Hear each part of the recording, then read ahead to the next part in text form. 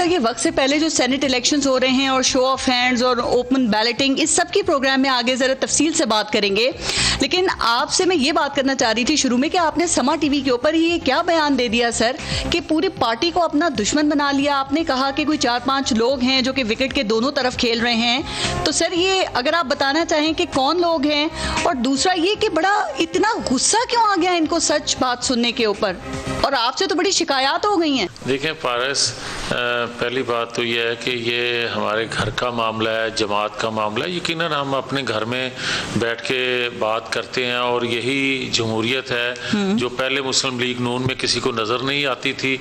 अब हर बंदा अपनी अपनी राय देता है, और जहाँ तक तल्लक है किसी के गुस्सा होने का, वही गुस्सा होएगा जो उस 4-6 लोगों में होगा। तो मैं नहीं समझता कि कोई बात जो है आपके जहन में हो तो आपको नहीं करनी चाहिए। जमातों के अंदर हम करते हैं और लोग सुनते हैं, लीडरशिप सुनती है, लीडरशिप भी अपनी राय का इजहार करती है, हम भी करते हैं। आपने कहा कि ये घर की बात है, घर की बात तो घर में रहनी चाहिए, फिर वो टीवी की स्क्रीन पे आके तो बात नहीं की जाती।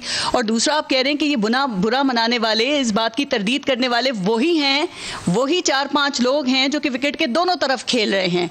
तो सर आपका इशारा क्या राना सनाउल्लाह की तरफ है, क्या ख्वाजा आसिफ की तरफ है, क्या ख्वाजा साद रफ़ीक की तरफ है, क्या अयाज सादिक की तरफ है?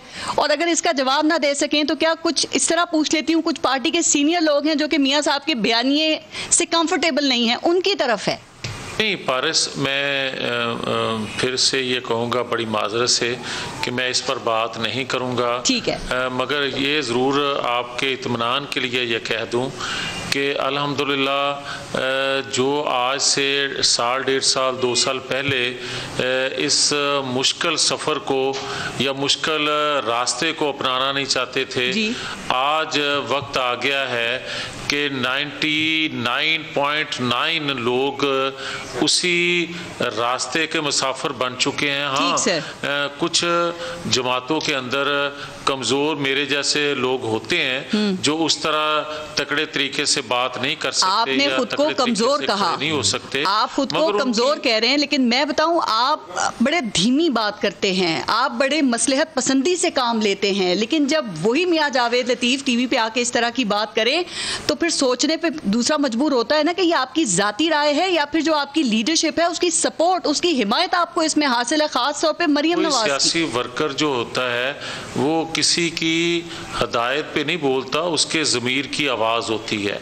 मैं एक सियासी वर्कर हूँ और मैं जो समझता हूँ मैं कहता हूँ, जमात के अंदर कहता हूँ। ठीक है, ओके। फ़ारूक हबीब साहब ज़रा इस पे आप भी कमेंट कर दीजिएगा। सर आपको क्या लगता है कि मियां जावेद लतीफ़ साहब तो इन तमाम बातों के बावजूद वो ये कहते हैं कि हमारी पार्टी कोई टूट फूट का शिकार नहीं है, हमारी पार्टी के अंदर कोई लड़ाई झगड़े नहीं है, क्या इन्हीं तमाम बयानात के ऊपर बेस करके आप लोग ये बात कर रहे हैं कि नून लीग के अंदर इस वक्त ग्रुपिंग है, मुख्तलिफ बयानियों के ये हामी हैं, इनकी पार्टी में तकसीम हो रही है? देखें, बात यह है कि जावेद लतीफ़ साहब ने तो बात की, इससे पहले भी जो है वो कई मौक़ों के ऊपर जो है ये अपनी पार्टी मीटिंग्स में भी इसी किस्म की जो है वो ब्लंट गुफ्तगू करते रहे हैं और वो मीडिया में भी कोट होती रही है। अब तो खुद इनका बयान जो है वो समा से गुफ्तगू करते हुए चला है। और उसके बाद जो है वो फैसलाबाद से भी जो है वो एक राना सनाउल्लाह ने जो है वो उल्टा जावेद लतीफ़ साहब के ऊपर बात करना शुरू कर दी, रोहेल असगर साहब ने शुरू कर दी। तो मैं ये समझता हूँ कि जो विकेट की दोनों जानिब खेल रहे हैं फिर उनका नाम भी ले लेना चाहिए ताकि वो सामने आ जाएं कौन से ऐसे लोग हैं। और दूसरा ये है, तो वो कह रहे हैं ना जो नाराज हो रहे हैं वही हैं। असल मसला तो ये है ना, नाराज कर दिया ना जावेद लतीफ़ साहब ने उनको पकड़ के, उनको उनकी बात पसंद नहीं आई, उनको सच नहीं पसंद आया। बात ये है कि जो असल चीज ये है कि जो लाहौर का जलसा है वो आर या पार था, लेकिन वो ख्वार वाला मामला हो गया। मसला ये है कि ऑपोजिशन तो चले गई है, 31 जनवरी का नाम लेकर सर्दियों की छुट्टियां मनाने चले गई है। ठीक।